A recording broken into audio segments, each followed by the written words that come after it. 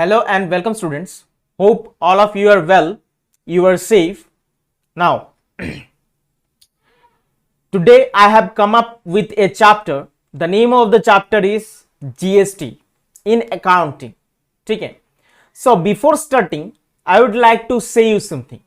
The thing is that हमारे देश में ये कॉमन सी मिथ ये चली है कि अफवाह आप बोल सकते हैं कि जीएसटी इंट्रोडक्शन के बाद जितने भी सामान थे उन सब सामान का दाम इंक्रीज हो गया है। क्या यह सच में हो गया है? इस सवाल का जवाब हम जानेंगे after studying GST. So let us start. Okay, GST. तो जीएसटी है क्या? जीएसटी है गुड्स एंड सर्विसेज टैक्स। ठीक है, by the constitutional amendment act 101 the government of India had introduced the concept of GST. Before the introduction of GST, हमारे देश में दो तरीके का प्राइमरीली टैक्स लेवी किया जाता था। एक था डायरेक्ट टैक्स, दूसरा था इनडायरेक्ट टैक्स। ठीक है, ओके। नाउ एक क्या था डायरेक्ट टैक्स, दूसरा था इनडायरेक्ट टैक्स। इनडायरेक्ट टैक्स में था आपका custom duty, excise duty, service tax, sales tax, VAT. इस तरीके से लगभग 17 तरीके का पूरे इंडिया को मिला के 17 types of indirect taxes were there. किसी भी स्टेट में ये सेम नहीं था। बिहार का टैक्सेशन रेट अलग, आप कोई भी सामान बिहार से खरीदो अलग था, असम से खरीदो वो उसका दाम अलग, आप एक सामान मेघालय से खरीदो उसका दाम अलग, त्रिपुरा से खरीदो अलग, आप सामान अरुणाचल प्रदेश से खरीदो या फिर गुजरात से खरीदो, दाम में कोई सेम समानता नहीं थी, दाम में बहुत सारा अंतर था।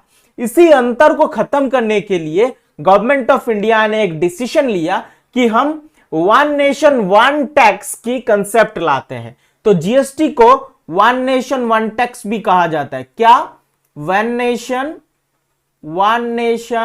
वन टैक्स मतलब एक देश एक कर या एक टैक्स। क्या ये सच में है? नो, ये वन नेशन वन टैक्स बिल्कुल भी नहीं है। वाई? बिकॉज ये जो इंट्रोडक्शन ऑफ जीएसटी है, जितने भी इनडायरेक्ट टैक्सेस है, ठीक है, जितने भी इनडायरेक्ट टैक्सेस है, सारे इनडायरेक्ट टैक्सेस को हटा के जीएसटी इंट्रोड्यूस किया गया और डायरेक्ट टैक्स अपने जगह पर स्टिल प्रिवेल्स। इनकम टैक्स आपको देना पड़ता है, कॉर्पोरेशन टैक्स, गवर्नमेंट का सबसे ज्यादा इनकम कॉर्पोरेशन टैक्स से आता है, property tax, inheritance tax, gift tax, wealth tax. ठीक है, पहले तो हेल्थ टैक्स भी था, अभी हेल्थ टैक्स नहीं है।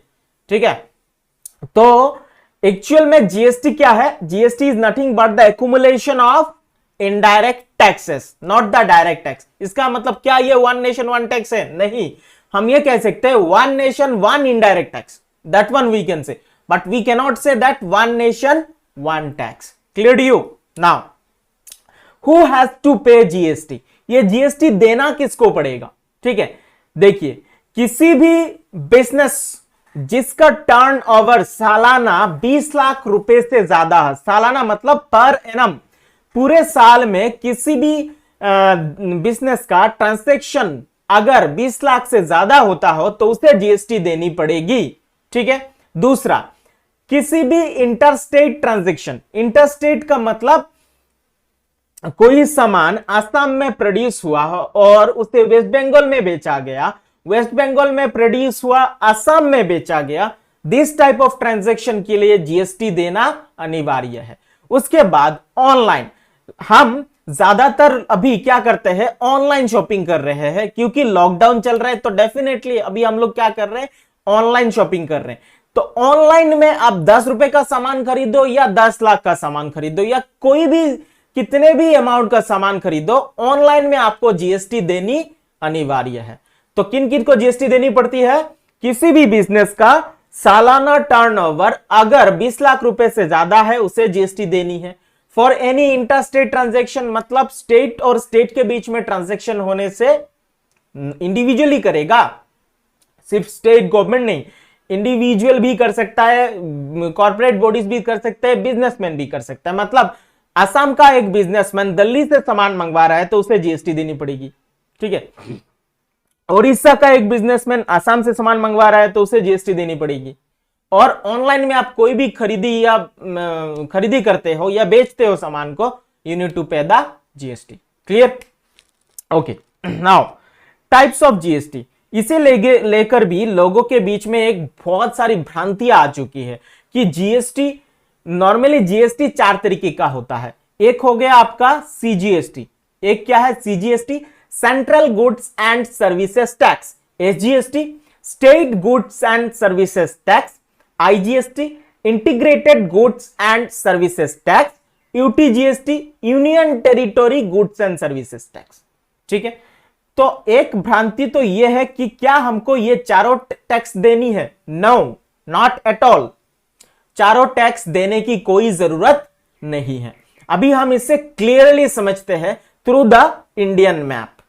ठीक है, इंडियन मैप से समझते हैं। देखिए आगे अपना भारत, ये क्या है? ये हमारा भारत, भारत हमारा महान, हमारा भारत महान। ठीक है, भारत आ गया। तो देखिए एमपी से एग्जांपल लेते हैं। कोई सामान अगर एमपी में प्रोड्यूस हुआ, प्रोड्यूस छोटा करके लिख रहा हूं मैं, प्रोड्यूस कहा हुआ एमपी में, और उसे बेचा गया, सोल्ड एमपी में। प्रोड्यूस एमपी में हुआ, बेचा भी एमपी में गया है। ठीक है, तब उसे सिर्फ दो तरीके का टैक्स ही देना है। ठीक है, जीएसटी के अंदर 2 तरीके का टैक्स उसे देना पड़ेगा। वो क्या है? उसे देना पड़ेगा CGST plus SGST. Now the question arises, कितना प्रतिशत? देखिए जीएसटी के बहुत सारे स्लैब्स हैं। क्या कितना? 0% मतलब एग्जेम्पशन, 5%, 12%, 18% और 28%। These are the slabs of GST. ठीक है, कोई भी सामान अगर एमपी में बना जिसके ऊपर 5% का जीएसटी लगता है, ठीक है, और एमपी में ही बेचा गया है, तब उसके ऊपर 5% तो जीएसटी लगेगी। उसी 5% में से central government, because MP is within India, Indian government को भी तो चलना है ना भाई साहब, कैसे चलेगा? उसको भी तो टैक्स चाहिए। तो सेंट्रल गवर्नमेंट को मिलेगी 2.5%, और एमपी में ही बेचा गया है इसलिए एमपी को मिलेगा 2.5%। क्लियर?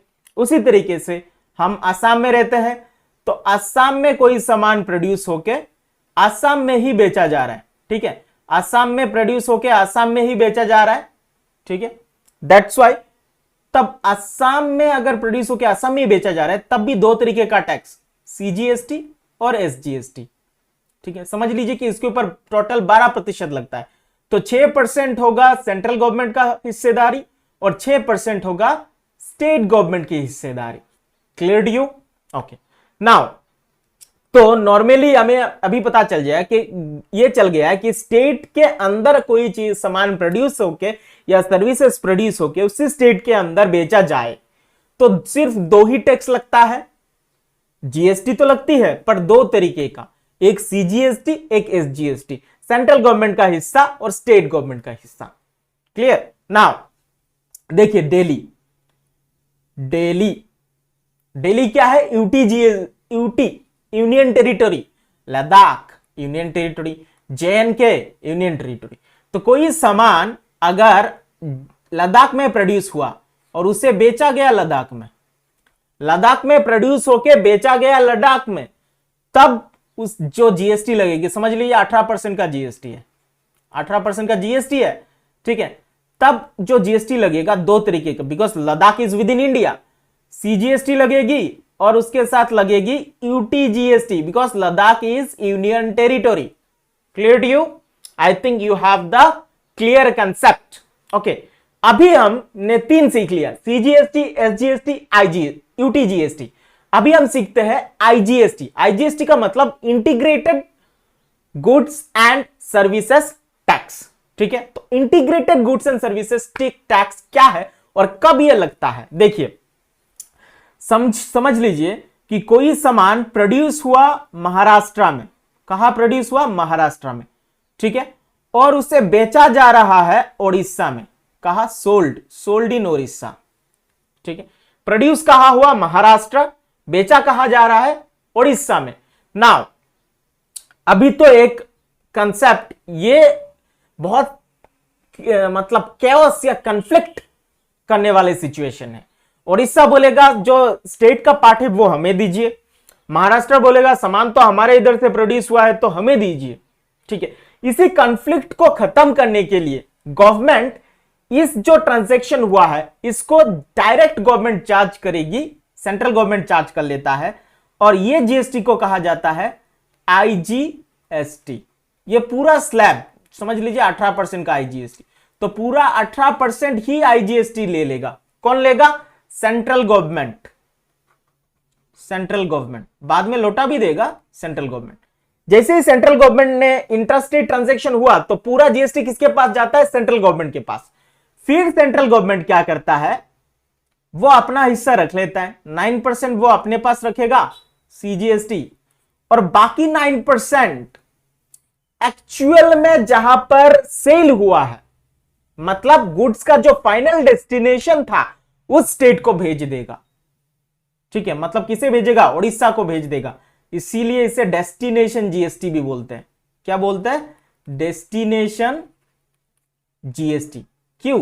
ताकि स्टेट अपने बीच में झगड़ा ना करे, कॉन्फ्लिक्ट क्रिएट ना हो। Clear to you? इसीलिए कोई भी सामान अगर प्रोड्यूस हुआ महाराष्ट्र में और उसे बेचा गया उड़ीसा में, तो सेंट्रल गवर्नमेंट तो अपना 9% ले लेगा और बाकी 9% उड़ीसा को दे देगा, फाइनल डेस्टिनेशन जिस जगह पर है। इसका मतलब अगर कोई सामान जैसे कि टी असम में प्रोड्यूस हुआ और उसे बेचा गया यूपी में, सोल्ड टी, ठीक है, तो सेंट्रल गवर्नमेंट आपका अपना खुद का सीजीएसटी लेगी और यूपी गवर्नमेंट को मिलेगा, क्योंकि यूपी गवर्नमेंट वो फाइनल डेस्टिनेशन वाला जगह है जहां पर वो सामान एक्चुअल में बेचा गया है। Clear you?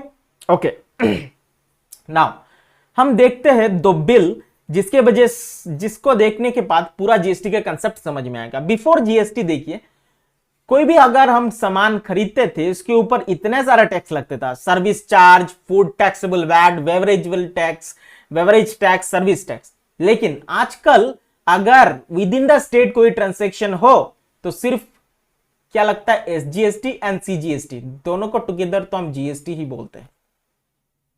ठीक है, क्योंकि ये with in the state transaction है।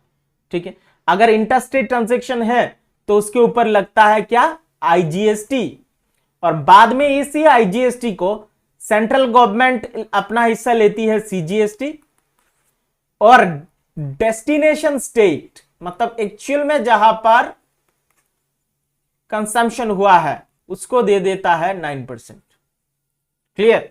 यहां पर देखिए रिवाइज स्लैब जस्ट 0% मतलब एक्सेम्पशन अब जीएसटी। एक्सेम्पशन कौन कौन सी चीजों के ऊपर जीएसटी बिल्कुल नहीं लगती? 5%, 12%, 18%, 28%। These are the slabs of GST. I think आपको क्लियर हो गया है टाइप्स ऑफ जीएसटी। जीएसटी का और दो तरीका है, एक होता है इनपुट जीएसटी, दूसरा होता है आउटपुट जीएसटी।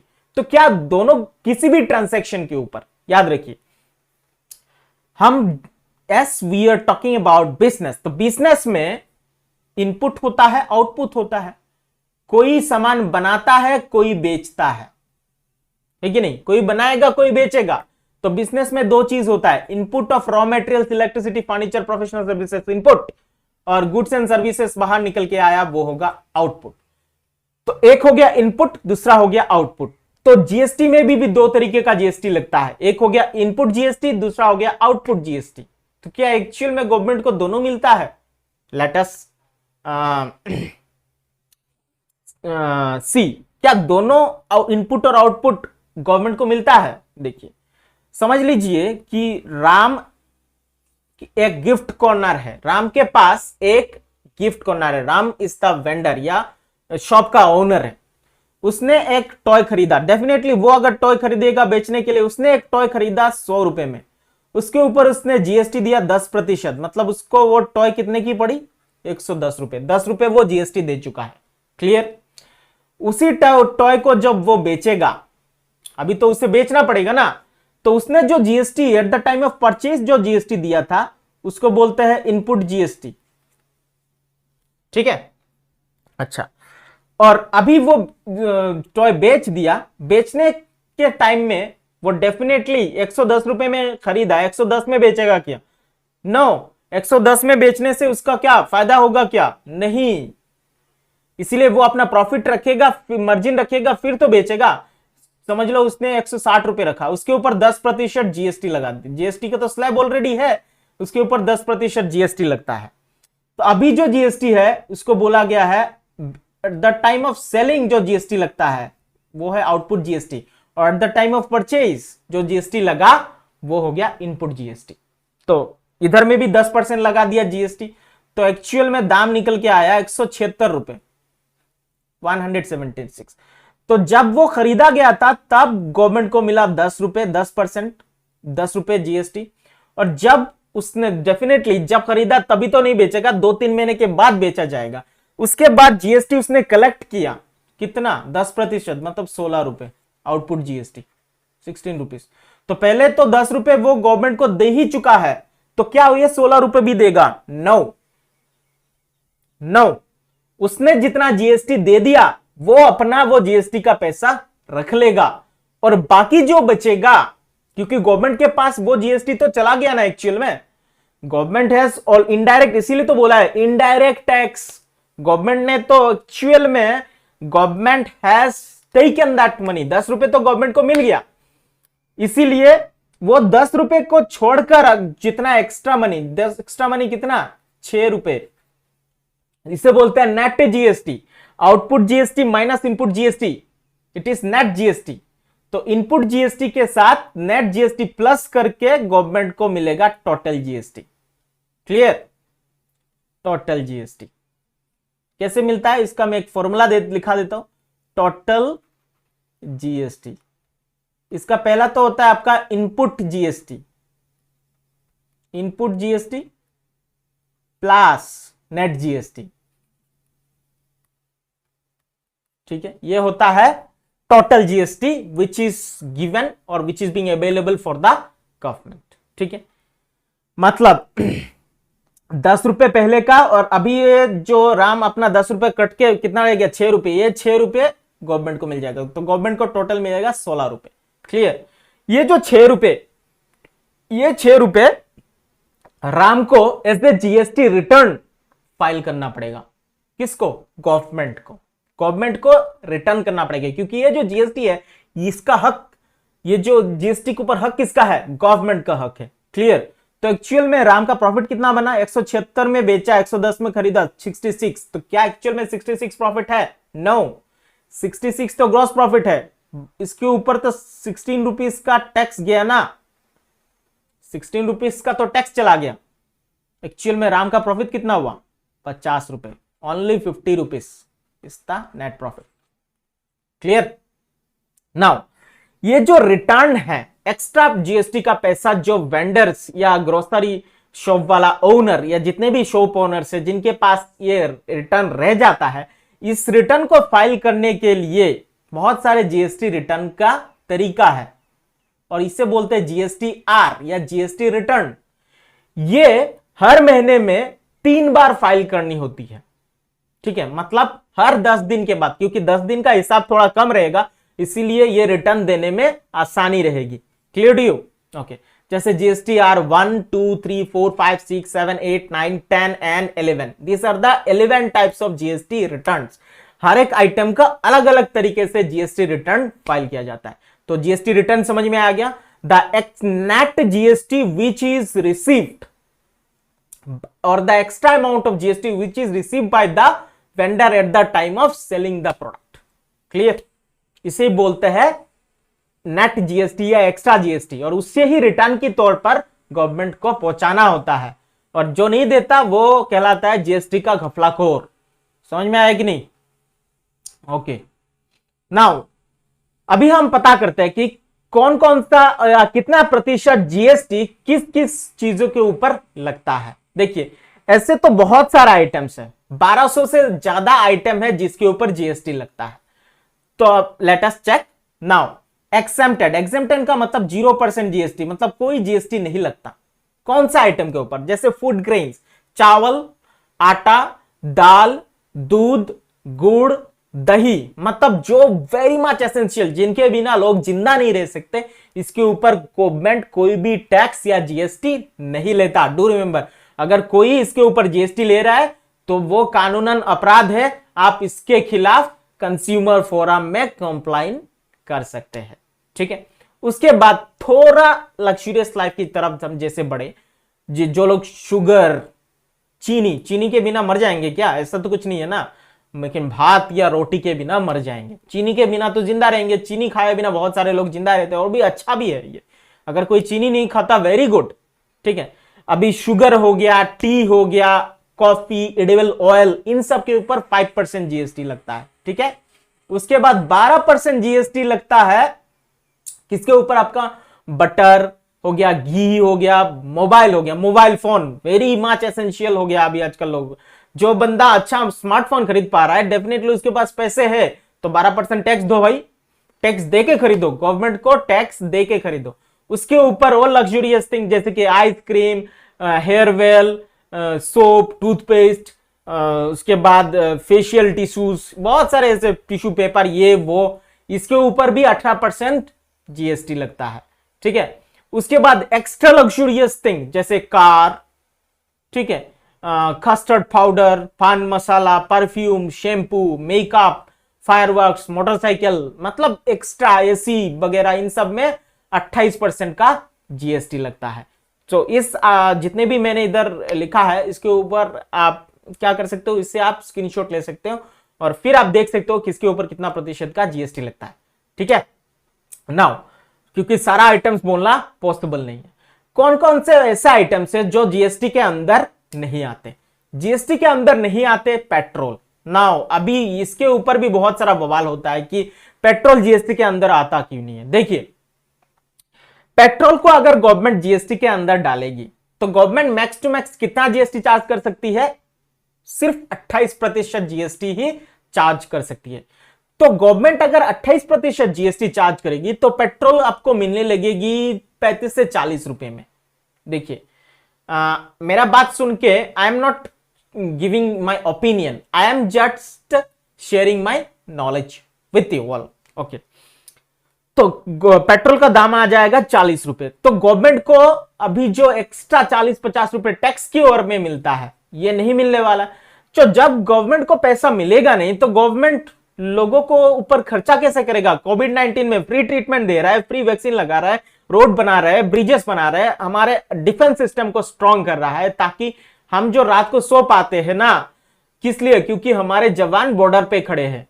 बात समझ में आए? तो उनके ऊपर खर्चे के लिए गवर्नमेंट के पास पैसा आएगा कहां से? उसी टैक्स से आता है। क्लियर? तो मेरे हिसाब से तो ठीक ही है भाई। अगर आप पेट्रोल के लिए चिल्ला रहे हो, इसका मतलब क्या है? Why you are asking that the price of petrol should go down, why? आप बहुत सारे ऐसे पॉलिसीज है जिससे आप अपना पेट्रोल का खर्चा कम हो सकता है। आप पब्लिक बस में ट्रेवल करो या फिर कारपूल टेक्नोलॉजी अपनाओ, जिससे पेट्रोल की खर्चा कम होगा, तो आपको चिल्लाने की जरूरत नहीं है, क्योंकि पेट्रोल के ऊपर जो टैक्स गवर्नमेंट लेता है उसी से फ्री में ट्रीटमेंट देता है, फ्री में आपको चावल देता है, दाल देता है। तो जब गवर्नमेंट फ्री में देता है तब तो गवर्नमेंट बहुत अच्छा, और टैक्स ले रही है ज्यादा तब गवर्नमेंट बिल्कुल बुरा है, गवर्नमेंट के खिलाफ चिल्लाओ। सो ऐसा कुछ नहीं है, गवर्नमेंट टैक्स लेती है, कोई भी गवर्नमेंट हो, गवर्नमेंट टैक्स लेती है तभी फ्री में चीजें दे पाती है। Clear to you? ओके, और किस चीज के ऊपर टैक्स जीएसटी नहीं लगता? गैस के ऊपर, इलेक्ट्रिसिटी के ऊपर और वाइन के ऊपर, दारू के ऊपर, शराब के ऊपर कोई जीएसटी नहीं है, क्योंकि इससे गवर्नमेंट को बहुत ज्यादा फायदा होता है, गवर्नमेंट का रेवेन्यू बहुत बढ़ता है। गवर्नमेंट जितना ज्यादा रेवेन्यू अर्न करेगा उतना लोगों को फ्री में चीज नहीं मिलेगा। ठीक है? ओके, अभी तक जो हम लोग जीएसटी पढ़ रहे थे, ये एक होल सॉर्ट ऑफ नेटवर्क है। इस नेटवर्क को जो चलाता है उसका नाम है GSTN, goods and services tax network. Clear? Okay, तो इस नेटवर्क के अंदर जुड़ने के लिए किसी भी बिजनेसमैन जिसका सालाना टर्नओवर 20 लाख से ज्यादा है, या फिर जो इंटरस्टेट ट्रांजैक्शन हो गया, इसके लिए क्या करना होता है? जीएसटी के लिए आपको रजिस्टर करना होता है। जीएसटी रजिस्टर करने के बाद आपको एक नंबर मिलता है जिसका नाम है जीएसटीआईएन। इसको बोलते हैं जीएसटी आइडेंटिफिकेशन नंबर। इसका देखिए पहला जो 2 नंबर है वो आप किस स्टेट से बिलोंग करते हो वो दर्शाता है। उसके बाद बीच वाले जो चीज है वो आपका पैन नंबर दर्शाता है। उसके बाद हो गया नेक्स्ट जो नंबर है वो entity number of the same pan holder, entity उसी स्टेट का पैन होल्डर का नंबर है। और बाद में ये जेड एंड अल्फाबेट होता है या चेक डिजिट सम होता है। So I hope you have understood the concept of GST. और नेक्स्ट क्लास में मैं GST along with the GST general entries पढ़ाने वाला हूं, ठीक है। तो एक्चुअल में अगर आपको जीएसटी समझना है तो इस चैप्टर इस वीडियो को बार बार देखिए। और आपको लगता है किसी को भी जीएसटी के बारे में इतना ज्यादा कंफ्यूजन है, उसको आप ये वीडियो शेयर कीजिए और उसका कंसेप्ट को क्लियर कीजिए। So that much for today, keep smiling, bye bye.